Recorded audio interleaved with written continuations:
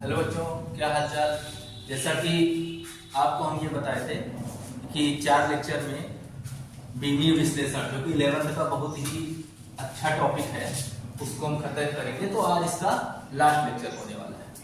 तो जो इसके पहले वीडियोस नहीं देखे हैं 3 वीडियो को देख कर आए। 3 वीडियो प्रॉपरली सर बन चुकी हैं और आज सम विमाओं के उपयोग में हम पढ़ेंगे एक पद्धति की मात्रा को दूसरी पद्धति में बदलना। मतलब हम एमकेएस से सीजीएस में कैसे बनाए। जैसे कल आपको बताए थे कि एमकेएस होता है मीटर किलोग्राम सेकंड, सीजीएस होता है सेंटीमीटर ग्राम सेकंड, उसके बाद एफपीएस होता है फुट पाउंड और सेकंड। तो 3 पर चर्चाएं हमने की थी और ये भी आपको बताया था कि किसी भी न्यूमेरिकल वैल्यू और यूनिट के बीच का रिलेशन क्या होता है।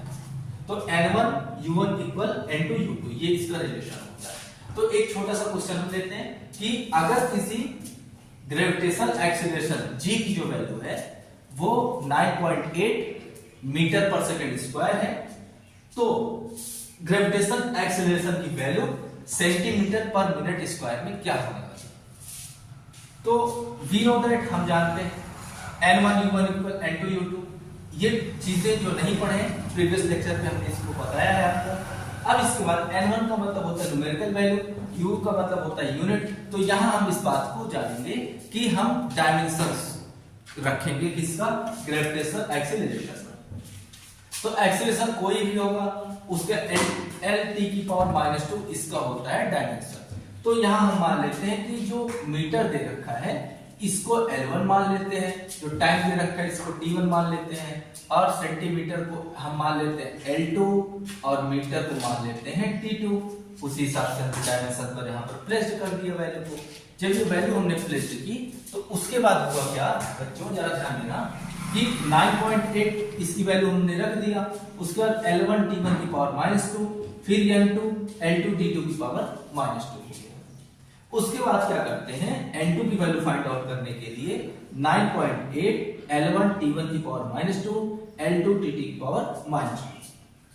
N2 इक्वल 9.8 L1 T1 और L1 L2 अलग से हमने कर लिया, T1 अपान T2 की पावर -2।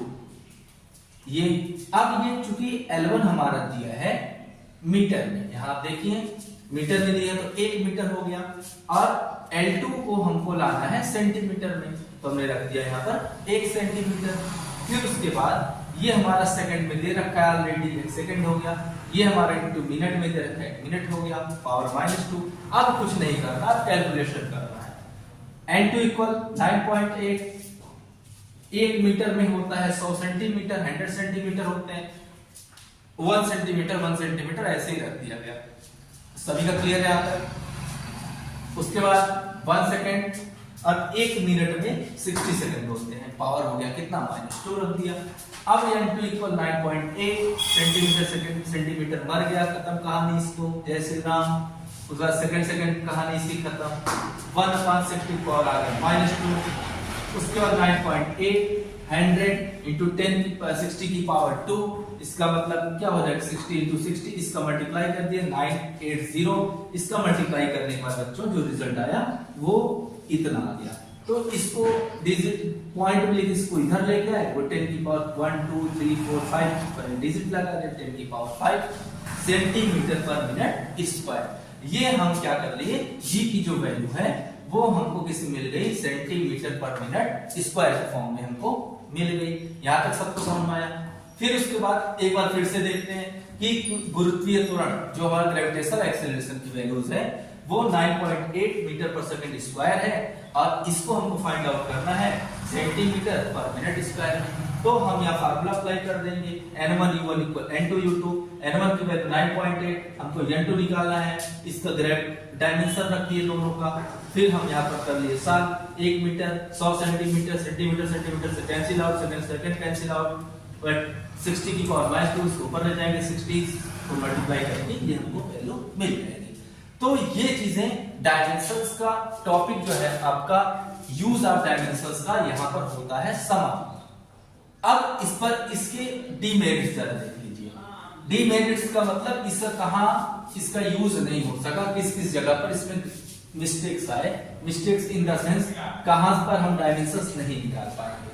तो पहली चीज जो होगा, इसके हम डायमेंशंस deviations ऑफ डायमेंशन,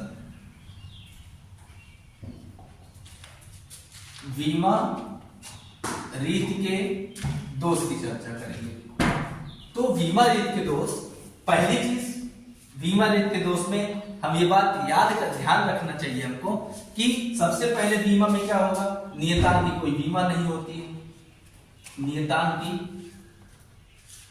कोई बीमा नहीं होगी या फाइंड नहीं कर सकते हैं। Never can not find out the dimension of any constant value. दूसरा, किसी प्रकार के टेक्नोमेट्रिकल फंक्शन को, टेक्नोमेट्रिकल फंक्शंस की बीमा फाइंड नहीं की जा सकती है। यहां तक क्लियर हो गया सबका। थर्ड है आपका लॉगरिथमिक फंक्शन का, लॉगरिथमिक फंक्शंस की बीमा नहीं ज्ञात की जा सकती है। उसके बाद इसका एक लास्ट में है, फोर्थ आपका, कि हम तीन से अधिक भौतिक राशियों के बीच, तीन से अधिक भौतिक राशियों के मध्य संबंध स्थापित नहीं कर सकते हैं। तो कहने का मतलब, never the relation between more than 3 physical quantities by the dimensional method। तो यहां तक पहला चैप्टर हमारा समाप्त होता है 11th का, जो कि बहुत ही इंपॉर्टेंट है। तो इस चैप्टर को किए बिना आपका बेड़ा पार एक प्रकार से नहीं होने वाला, ऐसा कह सकते हैं, क्योंकि आप 12th में जब प्रवेश करेंगे हर जगह पर डायमेंशन आपको मिलना है, हर जगह पर डायमेंशन लिखनी पड़ेगी। तो उसके हिसाब से ये टॉपिक आपका पहला समाप्त होता है। और इसके बहुत ही अच्छे अच्छे न्यूमेरिकल्स होते हैं, जो कि कल न्यूमेरिकल्स हम आपको बताएंगे। और ये 4 वीडियो में आपका 4 लेक्चर में ये आपका बीमी विश्लेषण जो है, डायमेंशन एनालिसिस का समापन होता है, एंड होता है।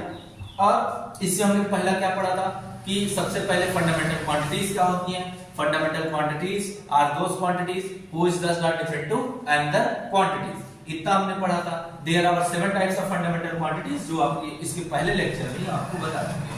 उसके बाद डिराइव्ड क्वांटिटी का जिक्र इसमें हुआ, उसके बाद कॉम्प्लीमेंट्री क्वांटिटी का जिक्र हुआ, उसके बाद हमने आपको बताया कि बीमा निकालते कैसे हैं, उसके बाद इसका यूज कहाँ होता है। तो 3 जगह पर यूज आपने पढ़ लिए। एक तो किसी भी प्रकार के इक्वेशन की सत्यता की जांच करने में, वह इक्वेशन सही है कि गलत है। दूसरा आपने पढ़ा कि फिजिकल क्वांटिटीज के बीच रिलेशन कैसे हम स्थापित कर सकते हैं डायमेंशनल मेथड से। तीसरा आज आपको पढ़ाया गया कि इसमें हम एक पद्धति के मात्रक को एक सिस्टम से दूसरे सिस्टम में कैसे हम कन्वर्ट करेंगे। तो एक प्यारा सा क्वेश्चन हमने लिया, उसको बहुत आराम से इजी वे में आपको समझाया गया। आई होप कि आपको समझ में आया होगा। नहीं समझ में आया तो एक बार रिपीट करके वीडियो बार देखिए, 2 बार देखेंगे, हो सकता है समझ में आ जाए। उसके बाद डिमेरिट्स ऑफ डायमेंशन की जिक्र कर लिया कि कोई एक कांस्टेंट की डायमेंशन फाइंड आउट नहीं की जा सकती, और ट्रिग्नोमेट्रिक फंक्शंस की बीमा फाइंड नहीं की जा सकती, लॉगरिथमिक फंक्शन की बीमा फाइंड नहीं की जा सकती, और 3 से अधिक भौतिक राशियों के मध्य संबंध स्थापित नहीं किया जा सकता। तो ये जो आपका चैप्टर्स है ये होता है समाप्त। अगले लेक्चर में हम बात करेंगे इसके न्यूमेरिकल पर। और एक बात ध्यान दीजिएगा कि जो भी लोग 11th को बहुत कम आंकते हैं और इन फ्यूचर को बड़े एग्जाम को टारगेट कर रहे हैं, मींस आईआईटी देना है या नीट देना है, ऐसे एग्जाम पर अगर उनका फोकस है तो 11th को बिल्कुल मिस ना करें। सारे लेक्चर्स को ध्यान से समझें, ध्यान से सुने, और जो भी चीजें आपको बताई जाए बिल्कुल ध्यान से पढ़ें, क्योंकि 11th बहुत ही ज्यादा मैकेनिक्स की पोर्शन है इसमें। तो 11th बहुत ज्यादा पढ़ना होगा आपको, बहुत ध्यान से 11th, बहुत उतना ही ध्यान से 12th। अर्थात ये मेरा कहने का मतलब नहीं है कि 12th को ना पढ़ा जाए, 11th बहुत ही अच्छे से पढ़ना है, तब जाकर 12th में आप प्रवेश करते हैं। और यहाँ बहुत कम लोग 11th पर ध्यान देते हैं, तो जिसके एम्स ऊंचे हैं वो जरूर 11th फोकस करेंगे। और ये डायमेंशंस का जो टॉपिक है तो अपने आप में बहुत ही ज्यादा इंपॉर्टेंट है। और एग्जाम आपका आईआईटी का जो एग्जाम जनवरी से स्टार्ट हो रहा है, तो उसके बाद नीट का एग्जाम मई में होगा। इस सब बारे में आप जानते हैं और उम्मीद है आपको वीडियो पसंद आया होगा, तो सब्सक्राइब और लाइक करना ना भूलें। आगे का कंटिन्यू हम जारी रखेंगे। कल आपको इस पर मिलने वाला है एक न्यूमेरिकल, अच्छे 4-5 न्यूमेरिकल आपको इसमें बताए जाएंगे। और ये पहले तो आप थ्योरी पूरी पढ़ लीजिए, फिर आगे की चर्चा नेक्स्ट लेक्चर में होगा। और इस बात का विशेष ध्यान देना है कि चारों लेक्चर को देखकर तब आइए न्यूमेरिकल पर, तो इंटरेस्ट आपका बढ़ेगा, क्योंकि तब समझ में आएगा, मजा आएगा कि हम एग्जाम में कैसे डायमेंशंस को हम फाइंड करेंगे, क्वेश्चंस का पैटर्न क्या होने वाला है। तो आपको कुछ बोर्ड लेवल क्वेश्चन, कुछ competition level question next video में आपको कराए जाएंगे। तब तक के लिए धन्यवाद, ऑल द बेस्ट।